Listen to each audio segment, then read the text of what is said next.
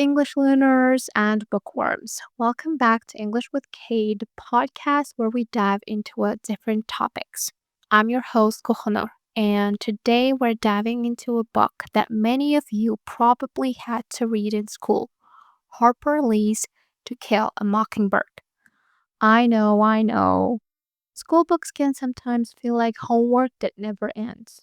But trust me on this one. To Kill a Mockingbird is a classic for a reason. It's got a great story, important themes, and characters you'll actually care about. Plus, it gives us a glimpse into a time and place, the American South during the 1930s, that feels both very far away and sadly still relevant today. So, what's the story about? Well, imagine a small town in Alabama called Maycomb.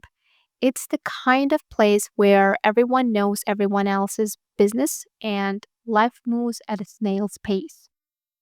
We see this town through the eyes of Scout Finch, a young girl who is smart, curious, and a bit of a tomboy.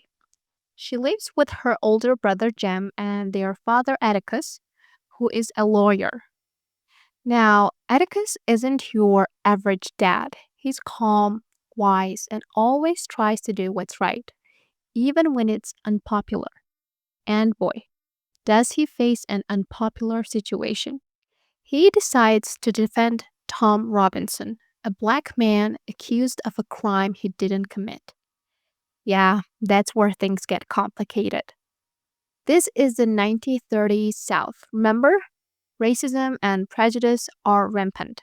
Defending Tom Robinson makes Atticus and his children targets of hatred and discrimination. But here's the thing, Atticus doesn't back down. He teaches Scout and Jem about empathy, about standing up for what you believe in, and about seeing the world from other people's perspectives, even when those people are very different from you. Now, the trial of Tom Robinson is a major part of the book, and it's definitely heavy stuff. But To Kill a Mockingbird isn't just a courtroom drama, it's also a coming of age story.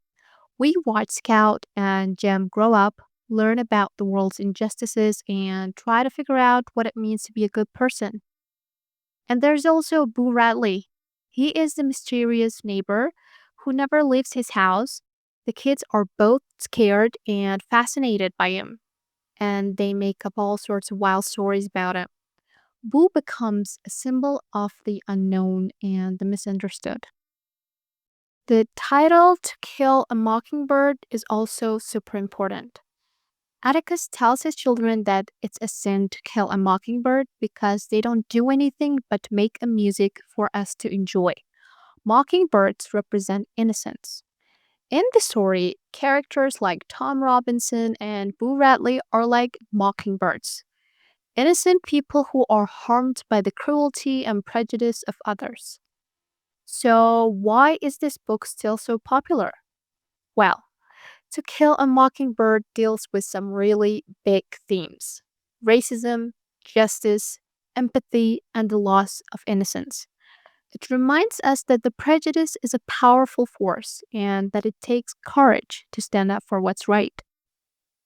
But it also reminds us that even in the darkest of times, there's still hope for humanity. Atticus Finch is a beacon of hope in this story. He shows us that one person can make a difference, even when the odds are stacked against them. And let's be honest, the book is also funny. Scout's narration is full of wit and humor, and the interactions between the children are often hilarious. It's a book that can make you laugh, cry, and think all at the same time. Of course, To Kill a Mockingbird isn't perfect. Some people criticize it for being too simplistic or for focusing too much on the white characters' perspectives. But even with its flaws, it's a book that has sparked important conversations about race and justice for generations. So, if you haven't read To Kill a Mockingbird yet, or if you read it a long time ago and don't remember too much about it, I encourage you to give it another try. it's a book that will stay with you long after you finish reading it. Now, before we wrap up, let's take a look at some vocabulary from today's discussion. Here are 10 words from the podcast that might be new to you, along with simple definitions and example sentences. So, our first word is intimidating. Intimidating. It means making you feel nervous or frightened. For example, classic literature can be intimidating for some students. Next is snail's pace. Snail's pace. It means very slow. For example, life in Maycomb moves at snail's pace. Next is rampant. Rampant. It's something that spreads quickly and uncontrollably. For example, racism was rampant in the American South during the 1930s. Next is empathy. Empathy. It's the ability to understand and share the feelings of another person. For example, Atticus taught his children the importance of empathy. Next is perspective. Perspective. It's a way of looking at or thinking about something. For example, it's important to see the world from the other people's perspectives.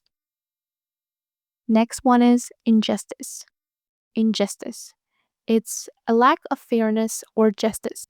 For example, the book deals with the injustices of racism. Next is beacon. Beacon. It's a light or something that provides guidance or hope.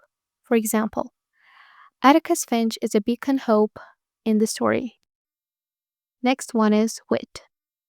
Wit. It means clever and humorous intelligence. For example, Scout's narration is full of wit and humor. Next one is simplistic. Simplistic. It means oversimplified, making something seem simpler than it is.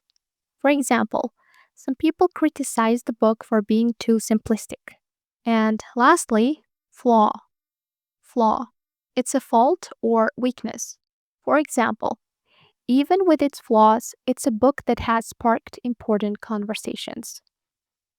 And that's all for today's episode of English with Kay. I hope you enjoyed our discussion of To Kill a Mockingbird.